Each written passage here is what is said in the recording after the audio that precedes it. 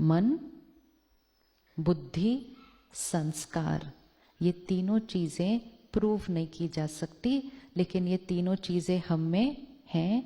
ये तीन चीजें ही आत्मा है। अब उसको वर्ड कोई भी यूज करो, it's that energy which cannot be shown scientifically, physically, but we are all experiencing it every moment. It is that energy. हम कहते हैं ये मेरा शरीर है, हम कहते हैं ये मेरी पोजीशन है, लेकिन सारा दिन कहने वाला कि ये मेरा शरीर है, ये मेरी पोजीशन है, ये मेरी फैमिली है, ये मेरा हॉस्पिटल है, ये सबको मेरा मेरा कहने वाला मैं कौन? मैं कौन? सब कुछ तो मेरा कह दिया, तो मैं कौन? कौन कह रहा है ये मेरा है?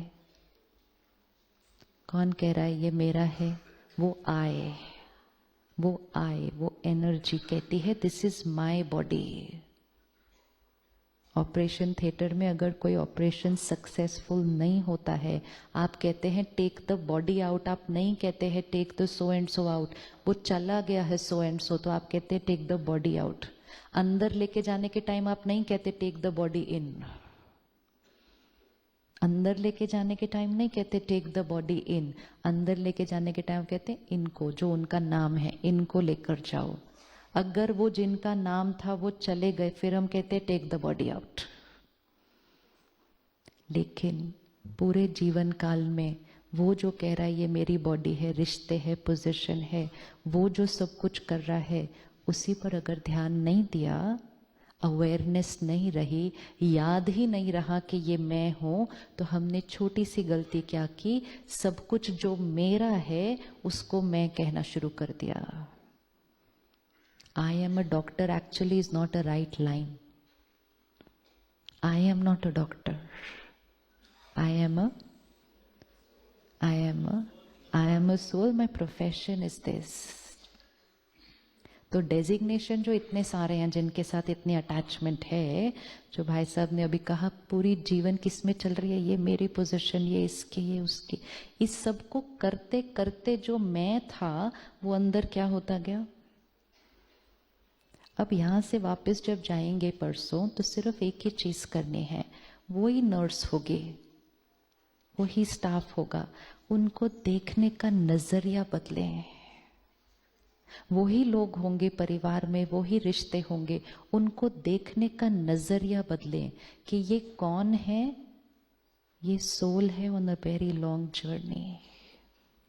जब शक्ति निकल जाती है एक शरीर से, मैं आत्मा, वो शक्ति जब एक शरीर से निकल जाती है, उसी क्षण वो आत्मा किसी मदर के वोम्ब में एंटर हो जाती है।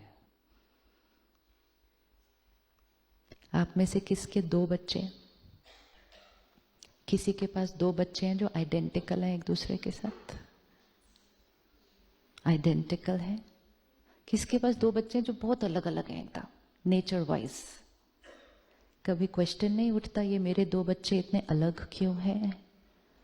सेम घर में पैदा हुए, सेम पेरेंट्स मिले, सेम परिवार मिला, सेम वातावरण मिला, सेम स्कूल में भेजा, दोनों पे सेम खर्चा किया, सेम आदतें संस्कार देने की कोशिश की, फिर भी दोनों इतने अलग क्यों हैं? सब कुछ सेम था। वो इसलिए दोनों अलग हैं क्योंकि वो सोल ऑन अ जर्नी है। उसका प्रेजेंट में सारे फैक्टर सेम थे, लेकिन पास्ट दोनों का अलग अलग है।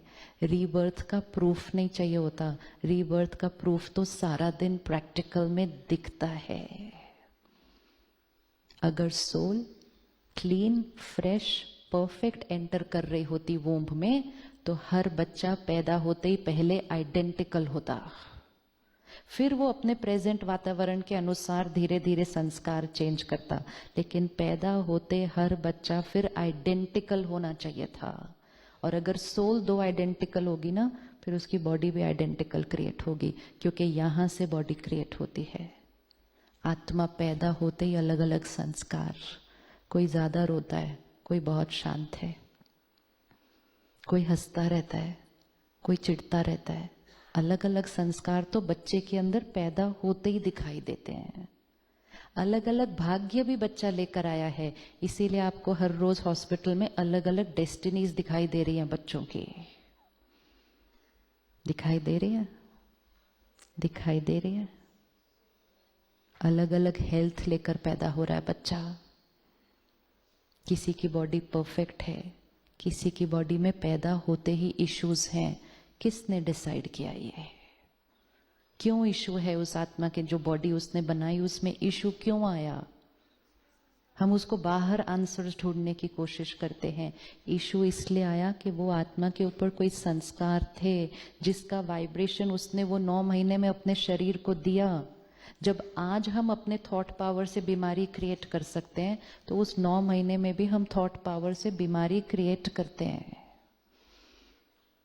तो अब सिर्फ एक चीज बदलनी है कि अब ये ध्यान रखना है कि मुझ आत्मा के कैसे संस्कार हैं, क्योंकि वो संस्कार सिर्फ इस लाइफ टाइम में नहीं काम आने वाले।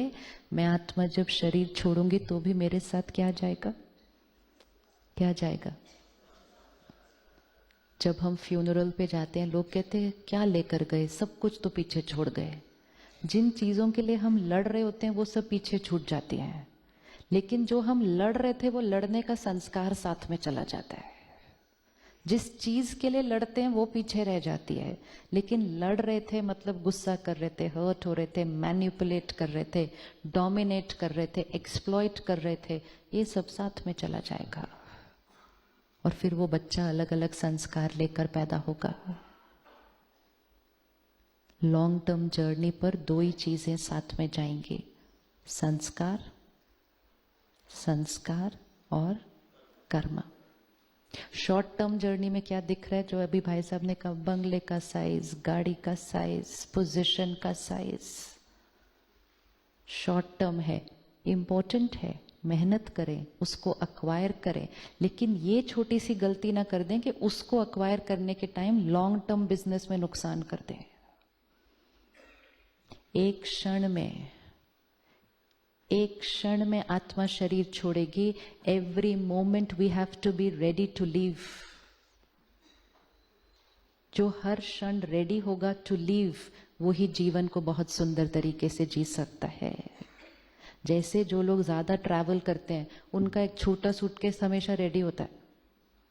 रेडी होता है ना, फोन आया, चलो, ये टाइम नहीं है कि अभी मैं पैकिंग करूं। ऐसे ही एक क्षण आएगा, वो यमराज को हम थोड़ी स्लीपिंग पिल खिला पाएंगे। एक क्षण में आत्मा शरीर छोड़ती है। उस क्षण में मेरे कौन से संस्कार थे, मेरे लोगों के साथ क्या कर्मों के हिसाब किताब थे, एक क्षण में I will leave, I will carry everything with me. Time नहीं मिलेगा, टाइम नहीं मिलेगा ठीक करने के लिए।